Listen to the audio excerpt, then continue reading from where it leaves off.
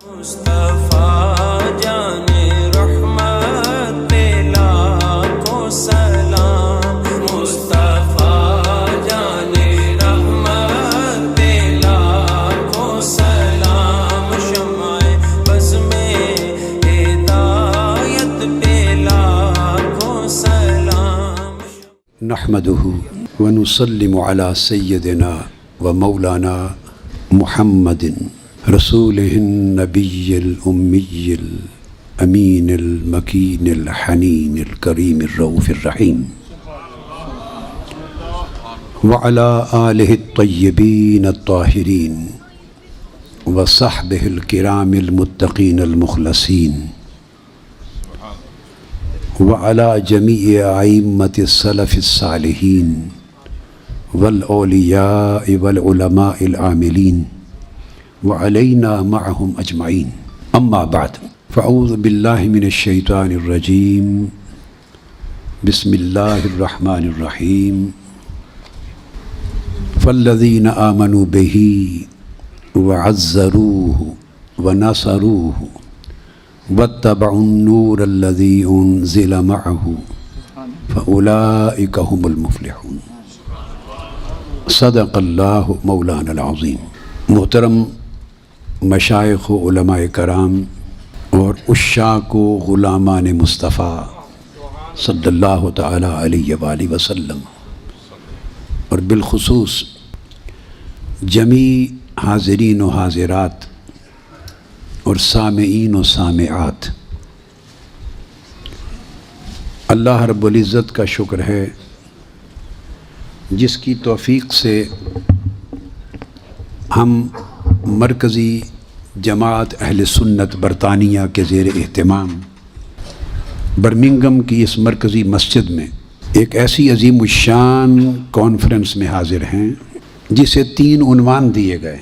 ایک عنوان مقام مصطفیٰ ہے، دوسرا عنوان اس مقام مصطفیٰ ہی کی ایک شان ہے، ختم نبوت مصطفیٰ صلی اللہ علیہ وسلم، اور تیسرا عنوان اس عقیدہ صحیحہ کی صحیح تعبیر ہے، اور وہ ہے اہل سنت والجماعت۔ میں مقام مصطفیٰ اور عقیدہ اہل سنت، ان 2 موضوعات کو یکجا کروں گا اپنی گفتگو میں۔ فرمایا فالذین آمنوا بہ، جو لوگ اس رسول پر ایمان لائیں گے، وہ ذات حضور علیہ السلام کو امی فرما رہی ہے آپ کے مرتبہ علم کو بتانے کے لیے کہ کسی سے نہیں پڑھا، وَعَلَّمَكَ مَا لَمْ تَكُنْ تَعْلَمُ، خود اللہ نے آپ کو علم دیا، وَكَانَ فَضْلُ اللَّهِ عَلَيْكَ عَظِيمًا، اور تم ان کو illiterate کہہ رہے ہو اور ان پڑھ کہہ رہے ہو۔ یہ مقام علم کا اظہار ہو رہا ہے، الامی، اور یہ امی میں اصل کا معنی ہے۔ قرآن کو ام الکتاب کہتے ہیں، سورہ فاتحہ کو ام الکتاب کہتے ہیں کہ سارے قرآن کے علوم کو ایک صورت میں جمع کر دیا، اس لیے یہ پورے قرآن کی ہے۔ اس طرح اولین و آخرین ساری کائنات کے علم جس ذات میں جمع ہو جائیں وہ ذات امی کہلاتی ہے، اسی طرح جس طرح سورہ فاتحہ قرآن کی امی کتاب۔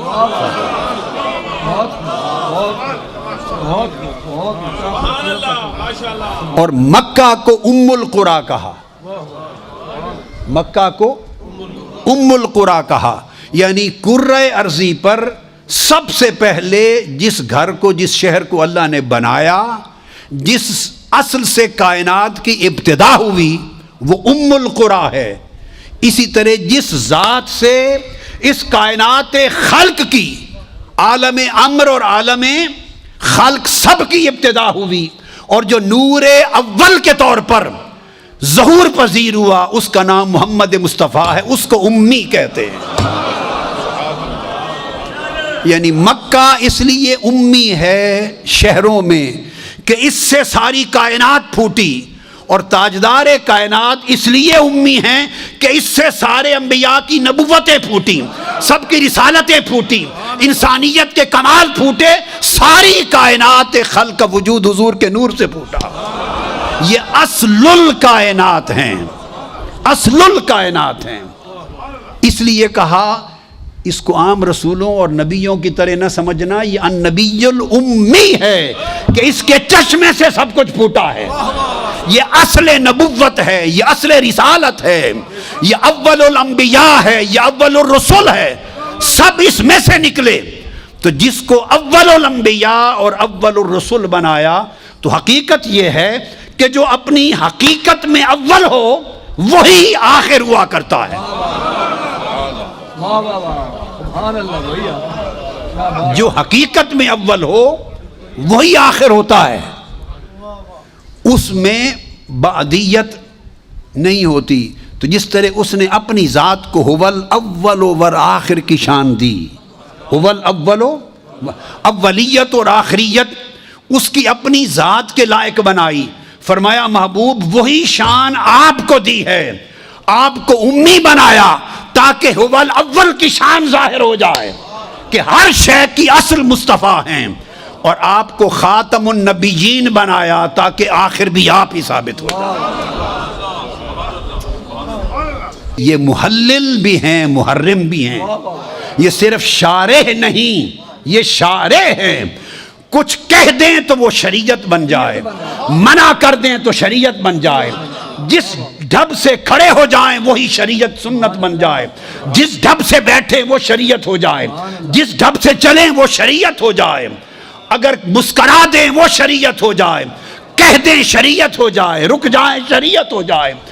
یہ وہ ذات ہے، وہ نبی جن کا اٹھنا بیٹھنا بولنا چلنا کلام سکوت حرکات و سکنات ہر انگ اور ہر ڈنگ اس سے خدا کا دین بنتا ہے،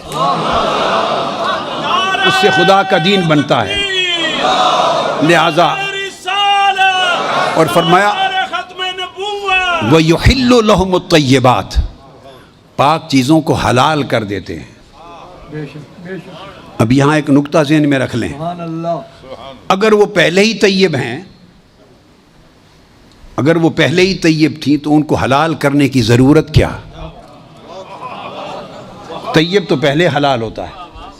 وَيُحَرِّمُ عَلَيْهِمُ الْخَبَائِثَ، اور اگر وہ پہلے ہی پلید ہیں تو انہیں حرام کرنے کی ضرورت کیا؟ پلید پہلے ہی حرام ہوتی ہے۔ اب قرآن نے کیا کہا؟ فرمایا اشیاء کی اپنی اصل اور ماہیت میں مت جاؤ کہ وہ طیبات میں سے ہیں یا خبائث میں سے ہیں، اس رسول کا فیصلہ شریعت ہوگا۔ اس لیے یہ نہیں فرمایا وَيُحِلُّ الطَّيِّبَاتِ، کیا فرمایا؟ نہیں فرمایا کہ طیبات کو حلال کرتے ہیں، وہ لاکھ طیب ہوتی پھریں، جب تک زبان مصطفیٰ سے نہ نکلے کہ یہ حلال ہے وہ حلال ہو نہیں سکتی، وہ طیب ہو کر بھی حلال نہیں ہو سکتی۔ لاکھ پلید ہوتی پھریں، جب تک زبان مصطفیٰ نہ کہہ دے کہ یہ حرام ہے، کوئی شے حرام ہو نہیں سکتی۔ تو حلت و حرمت کسی شے کی اصل ماہیت پر اس کا مدار نہیں کہ وہ طیب ہے یا خبیث، مدار حلت و حرمت کا زبان مصطفیٰ پر ہے۔ ارے جسے حلال کہہ دے وہ حلال ہے، جسے حرام کہہ دے وہ حرام ہے۔ تو گویا شریعت جان نہ ہو تو مصطفیٰ کے لبوں کو دیکھا کرو، لب جو کہہ دے وہی شریعت بن جاتی ہے۔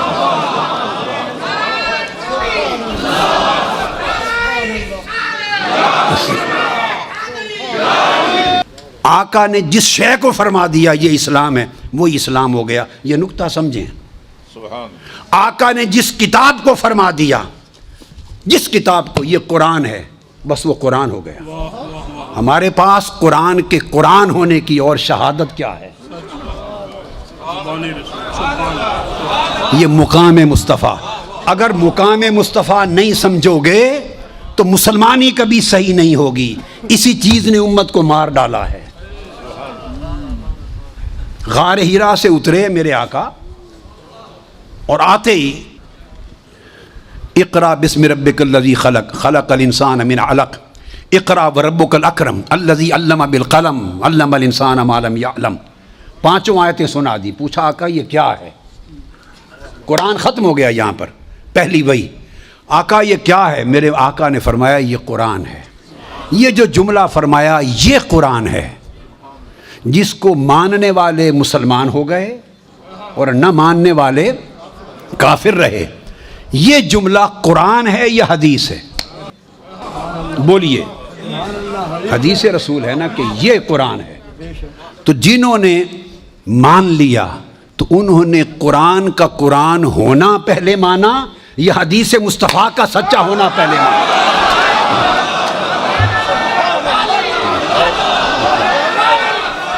انہوں نے پہلے کیا مانا؟ سنیں، میں سمجھانا چاہتا ہوں مقام مصطفیٰ. انہوں نے پہلے کیا مانا؟ آج لوگ تکرار کرتے ہمیں قرآن کافی ہے اور کسی حدیث اور سنت کی حاجت نہیں. ایسا کہنے والا بدترین کافر و ملحد ہے. تو خدا کا ایک ہونا یہ خبر ہے. تو مخبر کون ہے؟ مخبر کون ہے؟ الرسول النبی الامی. آقا علیہ السلام مخبر ہیں. تو مجھے بولیے، اگر خبر پر یقین کرنا ہو تو خبر پہ ڈائریکٹ یقین ہوتا ہے یا پہلے مخبر پر یقین ہوتا ہے؟ پہلے مخبر کو سچا مانتے ہو تب اس کی دی ہوئی خبر کو مانتے ہو. خبر توحید ہے اور مخبر کی شان رسالت ہے. مخبر مصطفیٰ ہے اور خبر جس کی دی جا رہی ہے وہ خدا ہے. مقام مصطفیٰ یہ ہے کہ خدا کو وہی مانتا ہے جو پہلے مصطفیٰ کو مانتا ہے.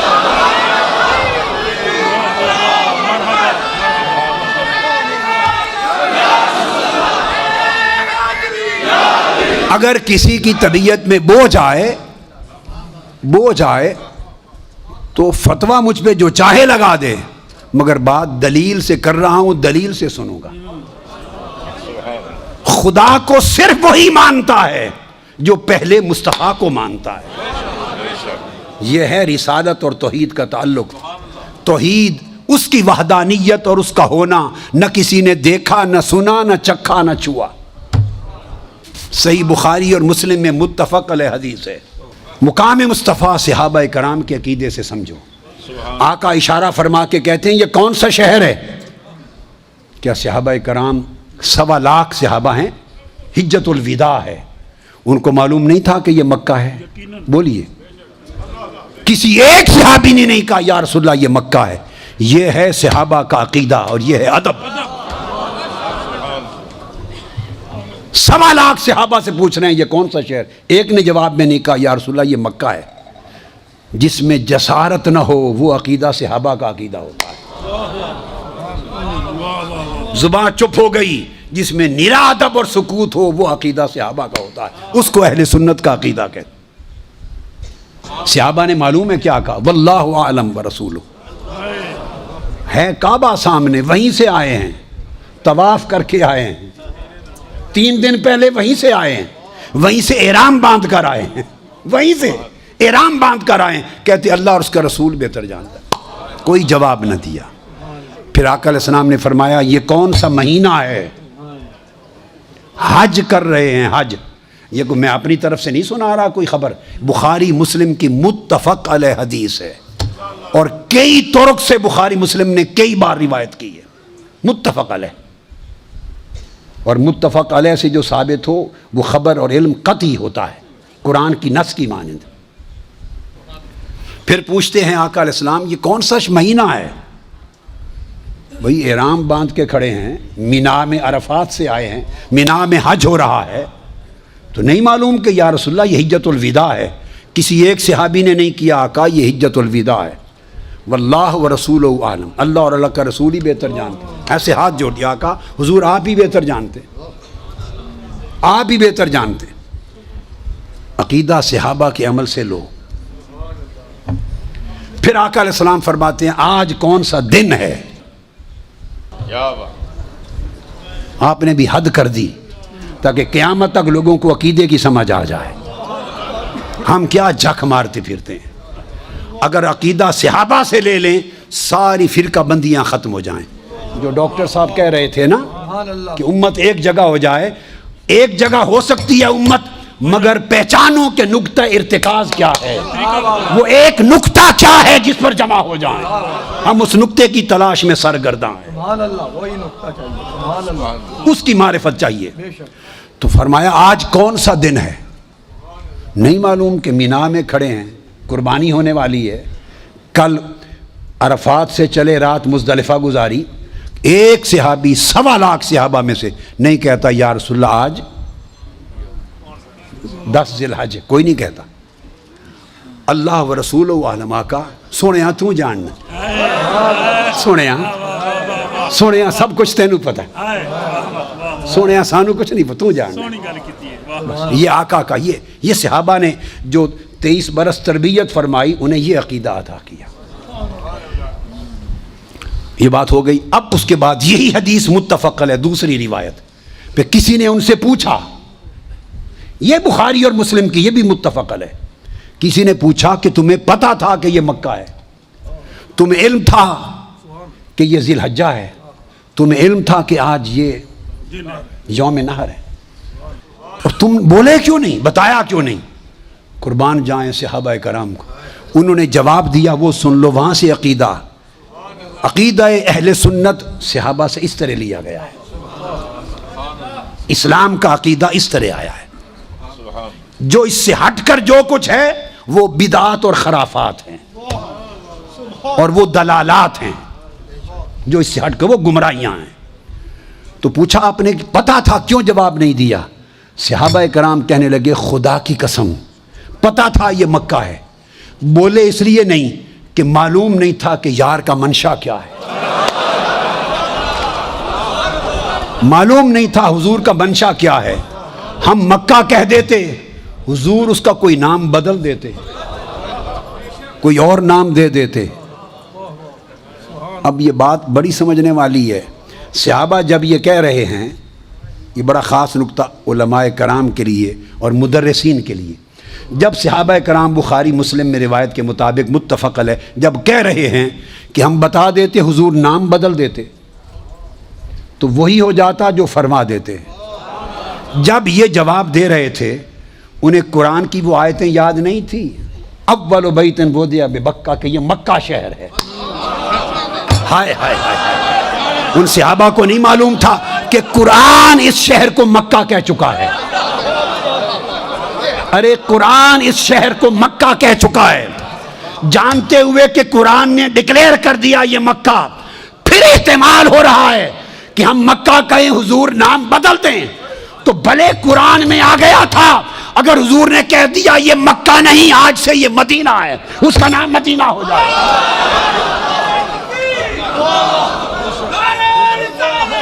پوچھا تمہیں معلوم تھا؟ احرام باندھے ہوئے حج کر رہے ہو کہ یہ مہینہ ذی الحجہ ہے، کیوں نہیں بولے؟ عرض کرنے لگے پتا تھا ذی الحج ہے. بولے اس لیے نہیں کہ پتہ نہیں یار کا منشا کیا تھا. ہم ذی الحجہ کہتے، حضور کہہ دیتے نہیں آج سے محرم ہے، تو خدا کی قسم یہ محرم ہو جاتا. یہ کیوں نہیں بتایا کہ آج عید کا دن ہے، نہر کا قربانی کا دن ہے؟ معلوم تھا ہم یہ لیتے، حضور اسے کوئی اور دن قرار دے دیتے. جو زبان سے نکل جاتا وہی شریعت بن جاتی. اس لیے ہم نہیں چاہتے تھے کہ منشا یار کا کیا ہے، منشا ہمارا حضور کے منشا سے ٹکرا نہ جائے. سب کچھ قرآن کے ذریعے علم ہے، مگر تب بھی جویائی کی جسارت نہیں کرتے. یہ ہے مقام مصطفیٰ جس کی معرفت صحابہ کو تھی. اس مقام کی جگہ ہو جس عقیدے میں، تب وہ ایمان بنتا ہے، ورنہ نیری بے ایمانی ہے. نیری بے ایمانی. تو سمجھنے والی بات ہے. توحید، قل هو اللہ احد، سورہ توحید نے نقطہ سمجھا دیا کہ اللہ ہو کر نبی کے واسطے کے بغیر اپنے بندوں سے بات نہیں کرتا. اللہ ہو کر نبی کے واسطے اور وسیلے کے بغیر اپنے بندوں سے بات نہیں کرتا. اور نادانو تم بندہ ہو کر نبی کے واسطے وسیلے کے بغیر خدا سے بات کرتے. وہ رب جو قادر مطلق ہے وہ خدا ہو کر بندے سے کلام نہیں کرتا، جب کلام کرنا چاہے نبی کو وسیلہ بناتا ہے، واسطہ بناتا ہے۔ یہی معنی رسالت ہے۔ وہ خدا ہو کر ڈائریکٹ بات نہیں کرتا، آپ بندے ہو کر نبی کا وسیلہ چھوڑ کے ڈائریکٹ خدا تک پہنچنا چاہتے ہیں، یہ توحید کے خلاف ہے۔ قاعدہ کلیہ یہ ہے کہ اگر حضور کی ذات سے، بڑی خاص بات بتا رہا ہوں، حضور کی ذات سے تعلق اگر علم و نظر کا ہو اور فکر کا، معرفت کا ہو، تو عقل اور علم و نظر کا تعلق رکھ کے کوئی مومن نہیں بنتا۔ مومن تب بنتا ہے جب دل جڑ جائے مصطفیٰ کے ساتھ، تصدیق قلبی ہو جائے۔ تصدیق شرعی کہتے ہیں ربط قلبی کو، دل کی گانٹھ بندھ جائے مصطفیٰ کے قدموں سے۔ تصدیق شرعی تب بنتی ہے کہ ربط قلبی پیدا ہو جائے، دل ماننے لگے، اور دل ماننے کو آئے، بڑا الف بے بھی نہ آتا ہو تب بھی دل کیا ہے مان لے۔ ہائے ہائے ہائے۔ بلال حبشی، اس نے کون سی علم اور منطق کی کتابیں پڑھی تھیں، مگر اس جیسا ایمان کسی عالم کا ہوگا؟ اب یہ ایمان کی بحث تھی۔ اب یہی بات عقیدے میں سنا دوں۔ عقیدہ کے اعتبار سے عقیدہ عقد سے ہے، اس کا معنی توثیق اور الربط بالقوہ، مضبوطی سے گانٹھ باندھ دینا۔ توحید ما بہ الاشتراک، عقیدہ آخرت ما بہ الاشتراک، عقیدہ رسالت عمومی ما بہ الاشتراک۔ امتیاز کہاں ہے جس سے مسلمان نکھر کے سامنے آ جائے مسلمان ہونا، اور کوئی اور اس کا مشترک نظر نہ آئے؟ وہ صرف شان رسالت مصطفیٰ ہے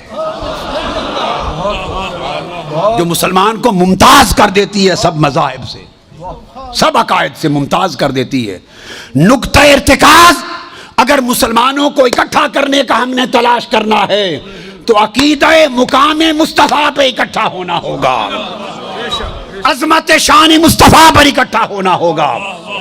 نہ توحید مسلمانوں کو امتیاز دیتی ہے، نہ عقیدہ آخرت دیتا ہے، نہ رسالت عمومی کا تصور دیتا ہے، فقط عظمت و شان مصطفیٰ۔ یہ امتیاز اسلام ہے، یہ امتیاز اسلام ہے۔ وہ نہیں مانتے، سب چیزیں ان میں تھیں۔ آپ قرآن مجید سورہ بقرہ کو پڑھیے، آل عمران کو پڑھیے، آیات قرآن مجید کی، قرآن تعریفیں کرتا ہے ان کی، کہتا ہے کہ آنا راتوں کو قیام کرتے ہیں اہل کتاب۔ قرآن نے کہا سب اہل کتاب ایک جیسے نہیں ہوتے بھائی، قرآن نے کہا، سب کو برا نہ کہو، یہ قرآن اللہ فرما رہا ہے، سارے ایک جیسے، بڑے بڑے ایماندار بھی ہیں، یہ قرآن کہہ رہا ہے۔ سنتے آئیے ذرا، قرآن کہتا ہے سب ایک جیسے نہیں، راتوں کو اٹھ کر قیام کرنے والے بھی ہیں۔ قرآن کہہ رہا ہے یہود و نصارہ کا، سب ایک جیسے نہیں، سجدہ ریز ہو کر میری آیتیں تلاوت کرنے والے بھی ہیں، سب ایک جیسے نہیں۔ 7ویں پارے کی پہلی آیت، جب حق کی بات سنتے ہیں تو آنکھیں برسنے لگ جاتی ہیں، آنکھیں ڈبڈباتی ہیں، رونے والے بھی ہیں، تقوی اختیار کرنے والے بھی ہیں۔ یہ ساری تعریفیں ہوتی گئیں، مشرک نکل گئے تھے، جو برے تھے ان کو نکال دیا، کچرا نکال دیا۔ آپ بات کو سمجھ گئے نا؟ مگر کہا کہ کچھ ایسے بھی ہیں جو صحیح عقیدے پر آ رہے ہیں، راتوں کا قیام کرتے، آیتوں کی تلاوت کرتے، میری معرفت کی بات سنتے تو ان کی آنکھیں رم جم روتی ہیں، ایسے بھی ہیں۔ یہ سب تعریفیں ہوتی چلی آ رہی تھیں، یک لخت تاجدار کائنات کی بعثت ہو گئی۔ یہ ساری تعریفوں والوں کو کہا میرے محبوب کو مانو، جنہوں نے نہیں مانا ان کے سجدے بھی گئے، ان کے قیام لیل بھی گئے، ان کو خدا کا نام سن کر ان کا رونا بھی گیا، امانت و دیانت بھی گئی، تقوی بھی گیا، خوف خدا بھی گیا۔ کہا یہ سب کچھ میرے لیے تھا، میں سب کچھ رد کرتا ہوں، جس کے لیے میں ہوں تم اس کو نہیں مانتے، میرے محبوب کو نہیں مانتے۔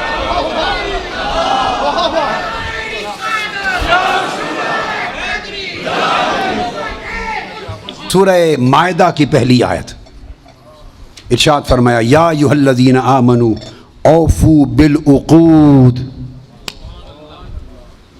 جو تم نے وعدے پکی گانٹھ کی طرح مجھ سے باندھ لیے ہیں نا، ان کو پورا کیا کرو۔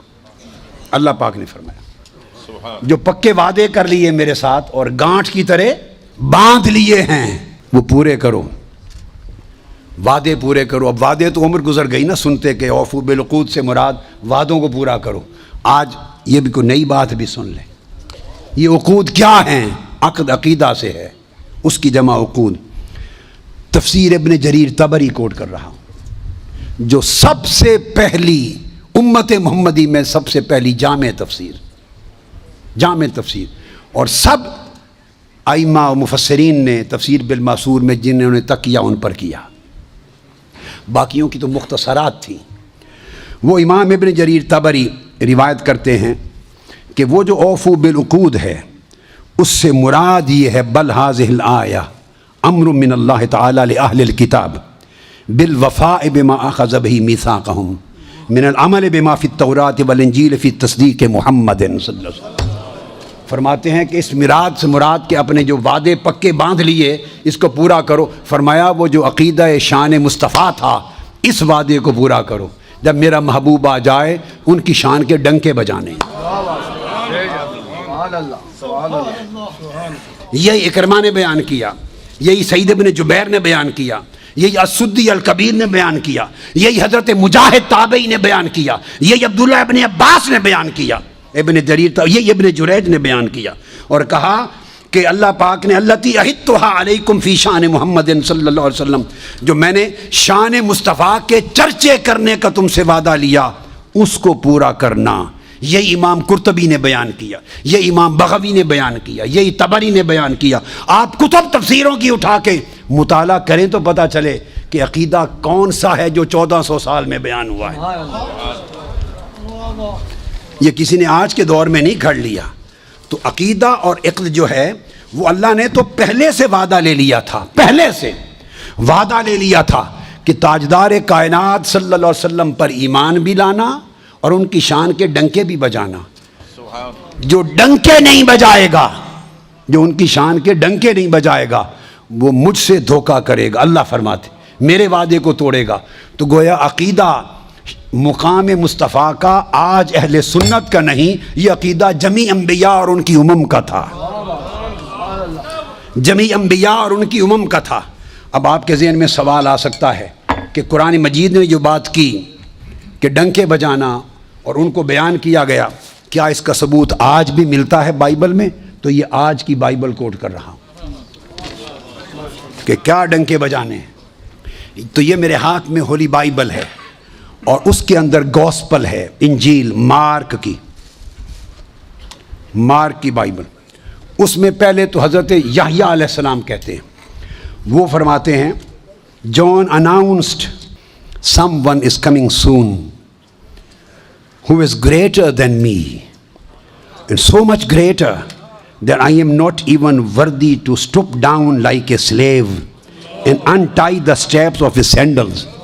فرماتے ہیں کہ کوئی آنے والا آ رہا ہے اور ان کی شان اتنی بلند ہے کہ میں ان کا غلام بننے کے بھی قابل نہیں اور ان کے جوتوں کے تسمے کھولنے کا بھی قابل نہیں، ان کے جوڑوں نالین کے تسمے کھولنے کے بھی قابل نہیں۔ یہ مارک اور اس کی جو ورس ہے وہ نمبر 3 ہے، ورس نمبر 1:7۔ اچھا پھر وہ بیان کرتے ہیں but someone is coming soon who is greater than I am, so much greater than I am not even worthy to be a slave and untie the straps of his sandal۔ یہ Luke اس کا حوالہ آیت ان کی 3 اور 3 کے بعد اس کا number 15۔ اسی طرح یہ بیان ہو رہا ہے اور پھر وہ بیان کرتے ہیں you also must be ready۔ پھر سیدنا عیسیٰ علیہ السلام بیان کرتے ہیں، یہ بائبل ہے یاد رکھ لیں، اور گوسپل اس کو ریڈ اینڈ بلیک کہتے ہیں۔ جو عیسیٰ علیہ السلام کے کلمات ہیں ان کے کلمات سرخ انک میں لکھے گئے، جو ان کے کلمات جو بقایا ہیں وہ بلیک میں ہیں، جہاں سرخ کلر ہو وہ عیسیٰ علیہ السلام کے کلمات ہیں according to Bible and gospel. اچھا گوسپل میں عیسیٰ علیہ السلام فرماتے ہیں اب یہ جو وعدے لیے گئے تھے لَتُبَيِّنُنَّهُ، اب وہ وعدے قرآن سے سن چکے، اب آج کی بائبل بیان کر رہی ہے، کہتے you also must be ready all the time for the Son of Man will come when least expected. اب بعض لوگ مراد لیتے ہیں چونکہ وہ احباب کے سے مراد عیسیٰ علیہ السلام ہیں، تو عیسیٰ علیہ السلام کو وہ سن آف مین نہیں مانتے، ان کو تو سن آف گاڈ مانتے ہیں. اگر وہ سن آف مین مان لیں تو سارا عقیدہ ہی ختم ہو گیا نا ان کا. وہ حضرت عیسیٰ علیہ السلام کو، یسوع مسیح کو سن آف مین نہیں مانتے، ان کو سن آف گاڈ. پوری گوسپل میں ہر جگہ ان کا ذکر سن آف گاڈ کا آتا ہے. اب عیسیٰ علیہ السلام خود فرما رہے ہیں، فرمایا for the son of man will come when least expected. تیار رہو، خدا کا بندہ آ رہا ہے. یہ عیسیٰ علیہ السلام فرما رہے ہیں coming of son of man. اس کا ٹائٹل یہ ہے coming of son of man. اور پھر یہی چیز پھر آپ کہتے ہیں if you love me obey my commandments and I will ask the father and he will give you another advocate who will never leave you. اگر میرا کہنا مانو تو میں عرض کروں گا خدا میرے بعد ایک تمہیں نیا مددگار عطا کرے گا جو خدا کے حضور تمہاری وکالت اور شفاعت کرے گا. and he will never leave you. وہ خاتم النبیین ہوگا، قیامت تک انہی کی نبوت اور رسالت رہے گی. یہ ختم نبوت. he will never leave you. قیامت تک اسی کی نبوت اور رسالت رہے گی. and he is the Holy Spirit who leads into all truth. پھر بیان کرتے ہیں and remember my words are not my own. what I am telling you is from the Father who sent me. I am telling you these things now while I am still with you. But when the Father sends the advocate, میرے بعد جب اس نئے تمہاری وکالت و شفاعت کرنے والے کو بھیجے گا, as my representative, that is the Holy Spirit, he will teach you everything and will remind you of everything I have told you. مصدقا لما بین یدی. جو کچھ ہم پہلے بیان کر گئے وہ ان کی تصدیق کر دیں گے. اب یہ جو بات ہے یہ ہے, ایک بائبل کے الفاظ مختلف ہوتے ہیں. یہاں ایڈوکیٹ کا لفظ آیا. یہ بائبل بڑی معروف ہے, اسٹینڈرڈ جو جیمز ورشن ہے, کنگ جیمز ورشن, اس میں جو لفظ آیا ہے وَيَدَعُ عَنْهُمْ إِصْرَهُمْ وَالْأَغْلَالَ الَّتِي كَانَتْ عَلَيْهِمْ, جو تمہیں نجات دے دے گا, تمہاری مدد کرے گا. اس کے اندر وہ بیان کرتے ہیں کہ وہ there cometh and mightier than I after me, the latchet of whose shoes I am not worthy to stoop down and untie. آگے کہتے ہیں کہ وہ جو آئیں گے وہ کمفرٹر ہوں گے, جو بوجھ تم پر لدے ہوئے ہوں گے ان بوجھوں کو اتار دے گا. یہ جان ورس 14 چیپٹر اور ورس 9 اس میں کہتے ہیں these things have I spoken unto you being yet present with you, but the comforter, تمہارے بوجھ اتارنے والا, تمہاری زنجیروں کو توڑنے والا, تمہیں آزادی دلانے والا, رحمت کرنے والا, comforter which is the Holy Ghost whom the Father will send in my name, he shall teach you all things and bring all things to your remembrance whatsoever I have said to you. ان کو آقا علیہ السلام کو world comforter use کیا ہے.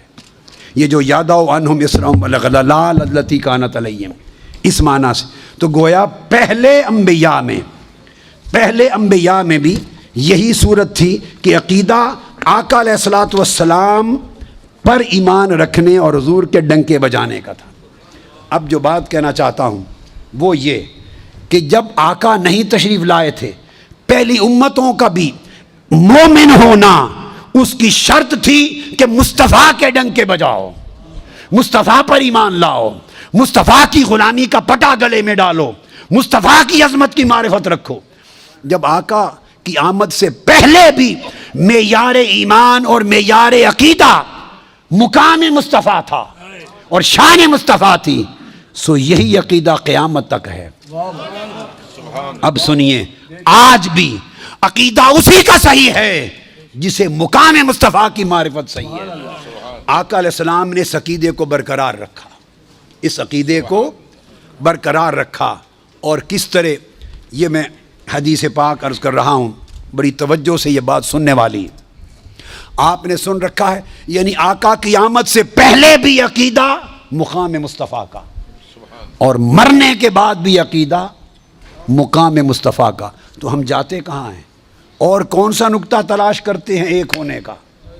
اول بھی مقام مصطفیٰ, یہی ایمان تھا، اور مرنے کے بعد قبروں میں بھی ایمان مصطفیٰ، عظمت مصطفیٰ، معرفت مقام مصطفیٰ، یہی ایمان ہوگا۔ اگر اس پر کوئی کمی کجی اور افس اور بٹس ہیں تو پہلے لوگ بھی دھکے مار کے نکال دیے گئے دائرہ ایمان سے، آج کے زمانے بھی لوگوں کو نکال دیا جائے گا۔ نہ دنیا میں کام آئے گا وہ عقیدہ، نہ قبر اور آخرت میں کام آئے گا۔ اب آئیے، آپ نے قرآن بھی سن لیا، بائبل بھی سن لی، اب حدیث نبوی پر آ جائیے۔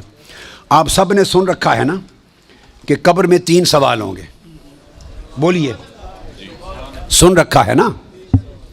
آج آپ کو ایک نئی بات بتاتے ہیں، علماء کرام کو معلوم ہے، آپ کو بتا رہے ہیں۔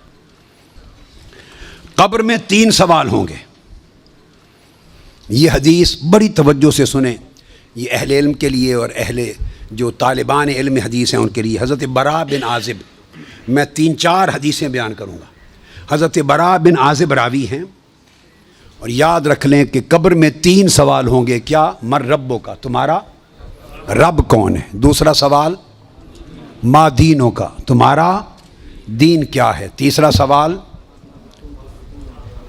ما کنت تقول فی ھذا رجل محمد، حضور علیہ السلام کا چہرہ پاک دیکھیں گے کہ ان کے بارے میں عقیدہ کیا تھا۔ 3 بتائے جاتے ہیں نا۔ میں آپ کو وثوق کے ساتھ کہہ رہا ہوں، تیقن کے ساتھ کہہ رہا ہوں، اور ذمہ داری کے ساتھ کہہ رہا ہوں، یہ 3 سوال نہ بخاری میں ہیں نہ مسلم میں ہیں۔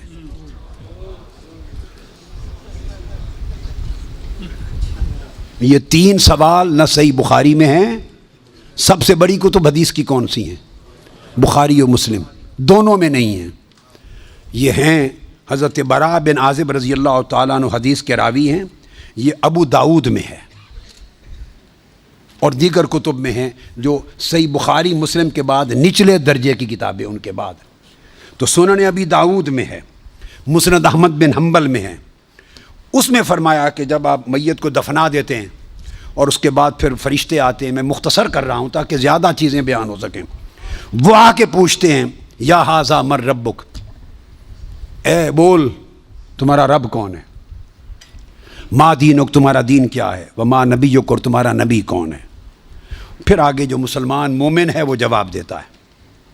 یہ حدیث براء بن عازب راوی ہیں اور دیگر کتب سے ہے، مگر میں آپ کو بتا رہا ہوں نہ بخاری میں نہ مسلم میں، ان سے نچلے درجے کی کتب حدیث صحاح میں اور دیگر کتب میں ہیں۔ سمجھ گئے بات؟ اس کا حوالہ دے دیا میں نے آپ کو۔ اب آپ آ جائیے، بخاری اور مسلم کیا کہتی ہے؟ صحیح بخاری اور صحیح مسلم وہ بتاتی ہے کہ قبر میں ایک ہی سوال ہوگا۔ میں 3 سوال مانتا ہوں، میرے بارے میں کوئی نیا عقیدہ نہ سمجھ لیں اپنا، میں 3 مانتا ہوں، مگر میں بتا رہا ہوں کہ یہ 3 سوال نہ صحیح بخاری میں ہیں نہ مسلم میں ہیں، صحیحین سے نچلے درجے کی کتابوں میں ہیں، سنن ابی داؤد اور دیگر کتب میں۔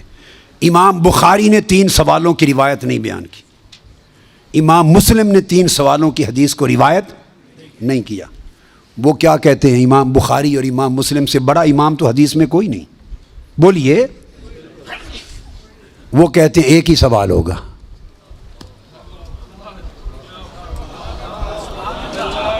اب ٹکراؤ آ گیا بخاری اور مسلم کی صحیحین کی روایت میں اور نچلے درجے کی کتب صحاح کی روایت میں ٹکراؤ آ گیا، مگر ٹکراؤ نہیں، پھر تطبیق کریں گے، جوڑیں گے معنی کو۔ بخاری اور مسلم کہتے ہیں کہ 3 سوال کا ذکر کوئی نہیں ان کی روایت میں، ایک ہی سوال ہوگا۔ انس بن مالک رضی اللہ تعالیٰ عنہ روایت کرتے ان العبد اذا وضع فی قبره وتولى عنه اصحابه انه لیسمع قرع نعالهم اتاه ملکان یقعدانه فیقولان ما كنت تقول في هذا الرجل لمحمد صلی اللہ علیہ وسلم۔ صحیح بخاری، یہ صحیح بخاری کتاب الجنائز کو اٹھا کے دیکھ لیں، حدیث نمبر 1308 جا کے مطالعہ کیجئے۔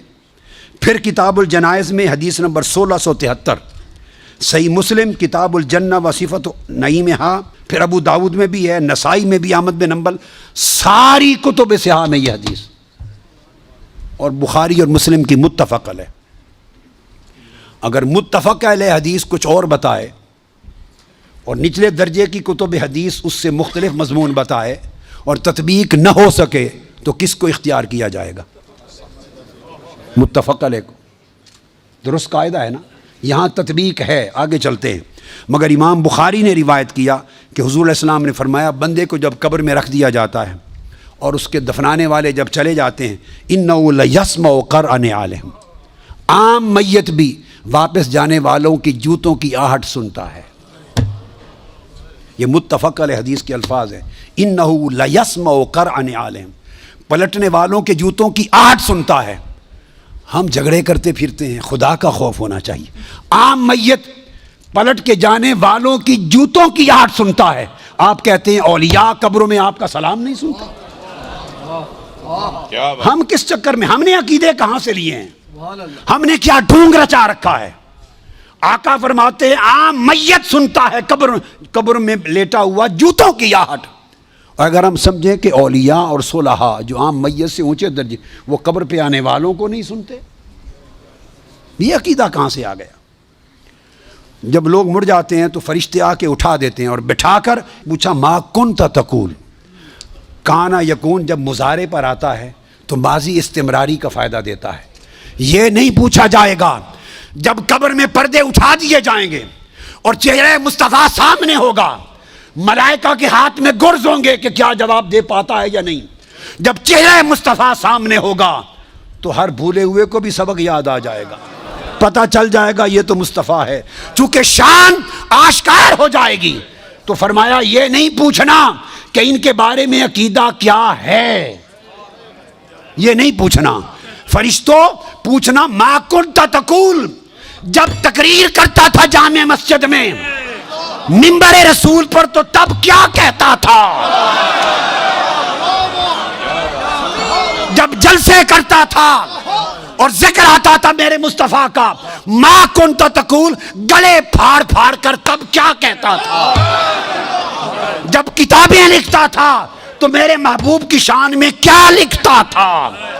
یہ نہ بتا کہ آج لے ان کی پناہ, آج مدد مانگ ان سے, کل نہ مانیں گے, قیامت کو اگر مان گیا.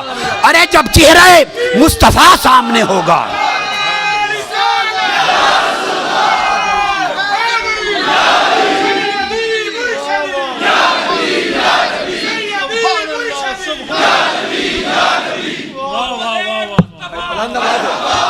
دونوں ہاتھ اٹھائیے, دونوں ہاتھ اٹھا کے سیدی و مرشدی, ارے سیدی و مرشدی. تو فرمایا یہاں تو جب کوئی اور شے نظر نہیں آئے گی سوائے دو فرشتوں کے جو پوچھ رہے ہیں, اور چہرہ مصطفیٰ سامنے ہوگا تو پھر تو سب عقیدے کی سمجھ آنی ہے. پھر کیسے انکار کرو گے, پھر تو سب سیدھے ہو جائیں گے. فرمایا آج کا سیدھا ہونا قبول نہیں ہے, آج پہچان لو قبول نہیں ہے. بتا وہ زندگی بھر کیا کہتا, کیا کہا کرتا تھا. ما کنت تقول, تقریریں کرتے ہوئے حضور کی شان گول کر کے آگے گزر جاتا تھا یا رک کے کھول کھول کے بیان کرتا تھا. جب شان مصطفیٰ, عظمت مصطفیٰ, رفعت مصطفیٰ, مقام مصطفیٰ, جب حضور کی شانوں کا, آپ کے رخسار کا, میرے محبوب کے گیسوؤں کا, میرے محبوب کے چال چلن کا, میرے مٹھن کا, میرے محبوب کے حسن کا, جمال کا, کمال کا, عظمت کا جب تذکرہ آتا تھا تو تیرا چہرہ کھل اٹھتا تھا یا مروڑ آ جاتے تھے.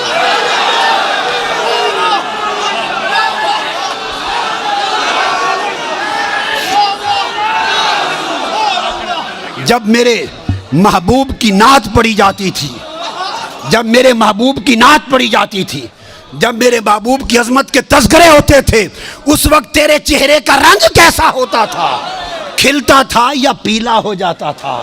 اور جب خطاب کرتا تھا حضور کی شان میں, ایسے دو چار جملے بول کے گزر جاتا تھا یا ساری رات اسی پر لگا دیتا تھا. ما کنت تقول فی حق ھذا الرجل لمحمد, بول کیا کہا کرتا تھا. کیا خوبصورت, وہ عقیدہ پوچھا جائے گا جو اس دنیا میں رہا. تو فرمایا پھر مومن بتائیں گے کہ یہ حضور ہیں. اور باقیوں کو یہ متفق علیہ حدیث بخاری مسلم کی. امام بخاری مسلم کا عقیدہ یہ ہے کہ ایک ہی سوال ہوگا. فرشتے کہیں گے چھوڑ باقی گلاں نوں اے دس اس سونے دے بارے چ کی آکھنا ہوں دنیا چ. وہ باقی تبلیغاں تیریاں سن لواں گے. وہ ساری تبلیغاں تیری تقریراں تیری تبلیغاں تیری کتاباں تیرے مدرسے سارے دیکھے جان گے. پہلے دس اس سونے دے بارے چ کی آکھنا. ما کنت تقول فی حق ھذا الرجل لمحمد. یہ صحیح بخاری کی حدیث ہے. یہی حضرت انس بن مالک بے بس مانتا تھا, بے کس مانتا تھا, یا مختار کل مانتا تھا؟ صرف بشریت میں کھسا رہتا تھا اور پریشان رہتا تھا, یا اس سے آگے بھی کچھ نظر آتا تھا مصطفیٰ کی شان کا, نورانیت کو؟ میرے محبوب کی شان کیا مانتا تھا کہ علم تھا نہیں تھا, اسی گورکھ دھندے میں رہتا تھا, یا ساری کائنات ما کان و ما یکون کے علم محبوب کے قدموں میں تھے؟ کیا بیان کرتا تھا شان میرے مصطفیٰ کی. جب ان کی ولادت کا دن آتا تھا تو منہ گھسیڑ کے بیٹھ جاتا تھا مروڑ کر, یا چہرہ کھل اٹھتا تھا آج میرے مصطفیٰ کے میلاد کا دن ہے؟ تمہارے بیٹے کی ولادت کا دن آئے تو خوشیاں مناتے تھے, جب میرے مصطفیٰ کی ولادت کا دن آتا تھا تیرے چراغ بجھ جاتے تھے یا چراغا ہوتا تھا؟ ما کنت تقول فی حق ھذا الرجل محمد. ساری زندگی مصطفیٰ کے ترانے گانے میں گزری ہے یا تنقید کرنے میں گزری ہے؟ عمر بھر مصطفیٰ کے ڈنکے بجانے میں گزری ہے یا بخیلی اور کنجوسی کرنے میں گزری ہے؟ فرمایا جب یہ طے ہو گیا کہ مسلمان ہے تو فرشتوں, جب مسلمان کا پتہ چل جائے کہ یہ میت مسلمان کی ہے, اور کچھ نہ پوچھو, فقط مقام مصطفیٰ کا پوچھو. بس کیا عقیدہ, اور وہ بھی پوچھو کیا کہا کرتا تھا. فرمایا پہچان لو, وہ جو کہتا تھا آقا علیہ السلام کو اتق اللہ, اللہ سے ڈرو, بات اس نے بھی اللہ کی تھی, مگر یہ خبر نہیں تھی کہ کر کس کو رہا ہے. اللہ کے ادب میں کمی نہیں تھی, چونکہ بارگاہ مصطفیٰ میں بھی بات اللہ کی کر رہا ہے. اتق اللہ, اللہ سے ڈرو. اور کس پر کہا؟ جب آقا نے فرمایا کہ میری امانت پہ شک کرتے ہو مجھ پر, میں تو وہ ہوں جس کے پاس رات اور صبح و شام آسمان کی غیب کی خبریں آتی ہیں, اور میں غیب کی آسمانی خبروں کا امین ہوں. جب آقا نے فرمایا آسمان کی غیبی خبروں کا امین ہوں, تو آسمانی غیبی خبروں کی بات کی تو اس کی رگ پھڑک اٹھی. اس نے کہا اتق اللہ, اللہ سے ڈرو. یعنی آقا علیہ السلام کے اس علم وسیع کا قائل نہیں تھا, اس علم ہماگیر علم کل کا قائل. جب کہا نا کہ صبح و شام آسمانوں کی غیبی خبریں آتی ہیں, میں تو علم الہی کا امین ہوں اور تم مجھے دنیا کی امانتوں میں شک کرتے ہو. اس پر اس کی رگ توحید پھڑک اٹھی, اس کی رگ توحید پھڑک اٹھی. کہتا ہے حضور کو اتق اللہ, اللہ سے ڈرو, اعدل, عدل کرو. جب یہ کہا تو سیدنا فاروق اعظم اٹھے, عرض کی یا رسول اللہ اجازت دے اس منافق کا سر قلم کر دوں. میں بخاری مسلم کی متفق علیہ حدیث سنا رہا ہوں آپ کو, متفق علیہ. فرمایا نہیں. ایک حدیث میں خالد بن ولید اٹھے, فرمایا آقا مجھے اجازت دیں اضرب عنق ھذا المنافق, میں اس منافق کی گردن قلم کر دوں. فرمایا نہیں. لوگ کہیں گے مسلمان کو مارتے ہیں. اس کی پشت میں سے ایسے لوگ پیدا ہوں گے, اور صحابہ کرام سے کہہ رہے ہیں, صحابہ سے, کہ تم اپنی نمازیں ان کی نمازوں کے مقابلے میں حقیر جانو گے. اتنے نمازی ہوں گے کہ تمہاری نمازیں کم لگیں گی. تو نمازوں کی کثرت ہے. اتنے روزے رکھیں گے تمہارے روزے کم لگیں گے. اتنی تلاوت قرآن کریں گے کہ تمہیں تلاوت قرآن کم لگے گی. اور عبداللہ ابن عباس فرماتے ہیں راتوں کو تہجد میں کھڑے کھڑے ان کے ہاتھ سوکھ گئے تھے, ٹہنیاں نظر آتی تھی, قیام لیل کرتے تھے. غیرت تھی, دین میں تعمق تھا, سختی تھی, شدت تھی, سب کچھ تھا. نماز, روزہ, تلاوت قرآن, نماز, شریعت کی پابندی, اس کے اوپر سختی, شدت و تعمق, کچھ بھی بچا نہ سکا. فقط ایک بارگاہ مصطفیٰ میں سوء ادب تھا. سب کچھ تھا, ایک ادب مصطفیٰ نہ تھا. نماز بھی تھی, روزہ بھی تھا, حج بھی تھی, زکوٰۃ بھی تھی, قرات قرآن بھی تھی, تلاوت بھی تھی, داڑھی بھی تھی, منڈا ہوا سر بھی تھا, شلوار پہ یہ چادر بھی پنڈلی سے اوپر تھی، سب کچھ سر سے پاؤں تک پورا نمونہ تھا شریعت کا. صرف ایک چیز نہ تھی، حیاء رسول نہ تھا، ادب رسول نہ تھا، بارگاہ مصطفیٰ کی پہچان نہ تھی، مقام مصطفیٰ کا شعور نہ تھا. وہ حضور سے کرتا ہے. اور پھر حدیث کے لفظ ہیں، وہ پھر پشت کر کے حضور کی طرف چل پڑا. پشت، حدیث بخاری کے لفظ ہیں، پشت کر کے چل پڑا. یہ سمجھ نہ تھی کہ حضور کی طرف پشت کرتے ہیں یا نہیں کرتے. ارے کعبے کی طرف پشت ہو جائے تو کوئی حرج نہیں، مصطفیٰ کی طرف پشت ہو جائے تو ایمان جاتا رہتا ہے. جب پشت کر کے چل پڑا تو آقا نے پھر اس کی طرف اشارہ کیا، اس کو پہچان لو، اس کی نسل سے ایسے لوگ آئیں گے جن میں نماز، روزے اور عبادت کی کوئی کمی نہیں ہوگی. تو کمی کس شے کی ہوگی؟ صرف محبت و عدد مصطفیٰ کی، مقام مصطفیٰ کی پہچان نہیں ہوگی. فرمایا وہ دین سے خارج ہوں گے جیسے تیر شکار سے خارج ہو جاتا ہے. تو اگر مقام مصطفیٰ کی معرفت نہ رہی کوئی شے کام نہیں آئے گی. اور اگر معرفت مقام مصطفیٰ ہو گئی اور حضور کے عشق اور محبت اور ادب کا شعور مل گیا، کئی کمیاں پوری ہو جائیں گی. جس مضمون پر تاکید اور زور، قوت ڈالنی ہو اور سننے والوں کو جھنجھوڑنا، ہلانا ہو اور طاقت ظاہر کرنی ہو، ورفعنا، پھر وہ ہم کا لفظ استعمال کرتا ہے.